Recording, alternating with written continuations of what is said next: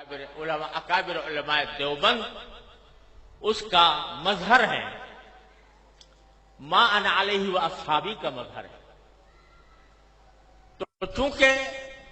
حضرات علماء دیوبند اور ان کی اتباع میں ہم بحیثیت خدام جامعہ دارالعلوم کوئی دن نہیں منایا کرتے، کوئی کسی کی برسی نہیں منایا کرتے، کسی کی پیدائش کا دن نہیں منایا کرتے، یہاں تک کہ اس کائنات میں سب سے زیادہ عظیم ہستی جو در حقیقت وجہ تخلیق کائنات ہے، جناب محمد الرسول اللہ صلی اللہ علیہ وسلم، آپ کا یوم پیدائش بھی ہم لوگ نہیں مناتے۔ آپ کا وہ یوم پیدائش جس کو آج کی اصطلاح میں عید میلاد النبی کہا جاتا ہے، وہ بھی ہم نہیں مناتے، لیکن یوم پاکستان مناتے ہیں، 14 اگست کو یوم آزادی مناتے ہیں۔ تو بعض لوگوں کے دلوں میں یہ خیال پیدا ہوتا ہے کہ جب اگر دن منانا ہے تو سب سے زیادہ اس کے مستحق نبی کریم سرور دو عالم محمد مصطفیٰ صلی اللہ علیہ وسلم کی پیدائش ہے یا آپ کی یاد ہے، جس کو منانے کے لیے کوئی تقریب منعقد کی جائے۔ کیا وجہ ہے کہ ہم عید میلاد النبی نہیں مناتے لیکن یوم پاکستان مناتے ہیں، آزادی پاکستان کا دن مناتے ہیں؟ تو میں اس کی وضاحت کرنا چاہتا ہوں کہ اس میں کوئی شک و شبہ نہیں ہے کہ اس کائنات کی تاریخ میں سب سے بڑا عظیم دن وہ تھا جس میں اللہ تبارک و تعالی نے اس کائنات کی ہدایت کے لیے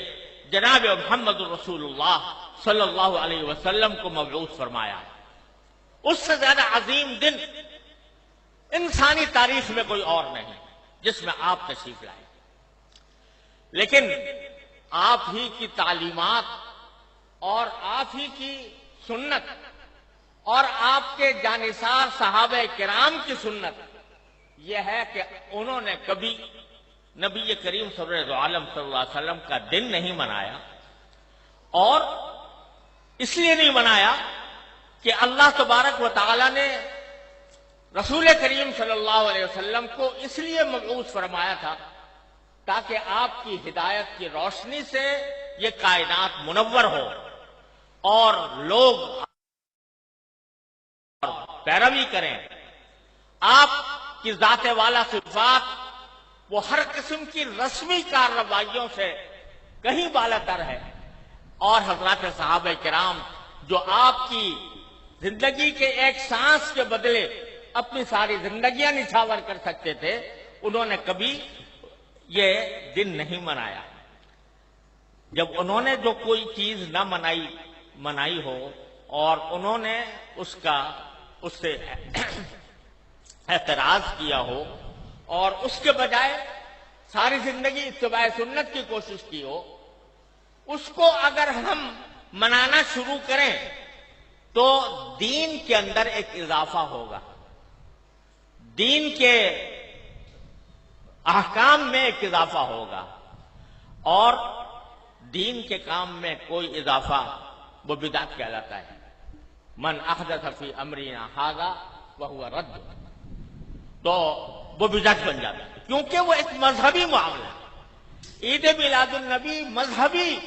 تقریب کے طور پر منائی جاتی ہے، مذہبی عید کے طور پر، عید کا نام اس کا رکھا گیا ہے، اور وہ مذہبی تقریب ہے، اور مذہبی تقریب اگر کوئی شخص مذہب کا حصہ سمجھ کر وہ بنائے گا تو دین میں ایک اضافہ ہوگا جس کا نام بدعت ہے۔ اس لیے ہمارے اکابر علماء کرام نے اس بنانے کا اہتمام نہیں کیا۔ جہاں تک یہ 14 اگست کا تعلق ہے، 14 اگست کے یوم آزادی کا تعلق ہے، یہ کوئی مذہبی تقریب نہیں ہے، یہ کوئی دینی اجتماع نہیں ہے، یہ دینی تقریب نہیں ہے، بلکہ یہ ملکی تقریب ہے، اور ملک کی آزادی کے طور پر، اس کے ایک نشان کے طور پر اس کو منایا جاتا ہے۔ کوئی شخص بھی جو اس کو منانے والا ہے وہ اس کو دین کا حصہ سمجھ کر نہیں بناتا،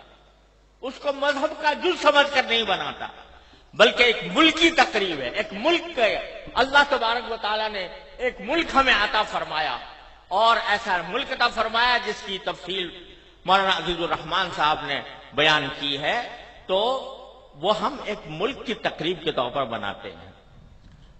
بدعت اس وقت بنتی ہے کوئی چیز جو شریعت میں نہ ہو اور شریعت کا حصہ اس کو بنا دیا جائے، لیکن یہ کوئی شریعت کا حصہ نہیں، یہ کوئی دین کا کوئی دینی تقریب نہیں، دینی عید نہیں، دینی مذہب نہیں، دین کا کوئی مذہبی حصہ نہیں، لہذا یہ ایک ملکی تقریب ہے۔ اور یہ ایسا ہے جیسے کہ اگر کوئی شخص اپنے گھر کے اندر کوئی